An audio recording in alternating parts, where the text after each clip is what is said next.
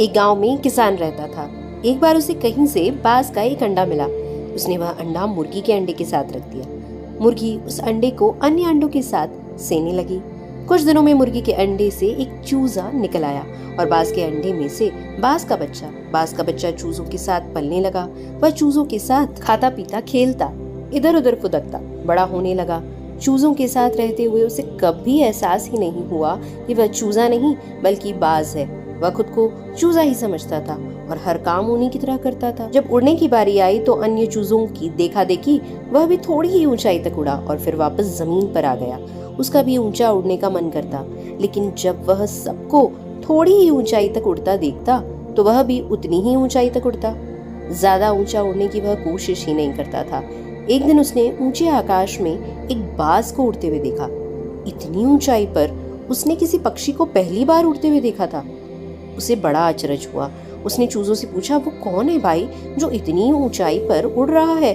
चूजे बोले, वो पक्षियों का राजा बाज है। वह आकाश में सबसे ज्यादा ऊंचाई पर उड़ता है। कोई दूसरा पक्षी उसकी बराबरी नहीं कर सकता।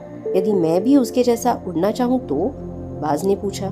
कैसी बात करते हो? मत भूलो तुम एक चूजे हो, चाहे कितनी ही कोशिश कर लो बाज जितना नहीं उड़ पाओगे। इसलिए व्यर्थ में ऊंचा उड़ने की मत सोचो। जितना उड़ सकते हो उतने में ही खुश रहो। चूजे बोले। बाज ने यह बात मान ली और कभी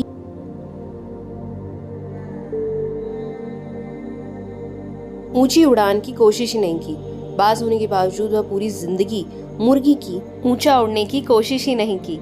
बाज होने के बावजूद वह पूरी जिंदगी मुर्गी के समान जीता रहा।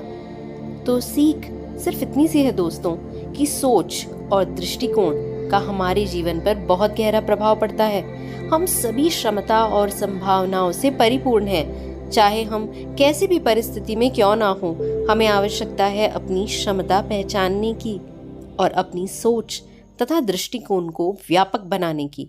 हम स्वयं को चूजे समझेंगे तो चूजे ही बनेंगे और बाज समझेंगे तो बाज बनेंगे। खुद को कम न समझे, अपनी क्षमता को सीमित न करें, बाज बने और जीवन में ऊंची उड़ाने। वीडियो पसंद आया हो तो लाइक, शेयर और सब्सक्राइब जरूर करिएगा और ऐसी ही डेली मोटिवेशनल वीडियोस के लिए और फैक्ट्स के लिए फॉलो करना ना भूलें हमारे चैनल हिंदुत्व को आगे बढ़ाएं। Thank you for listening.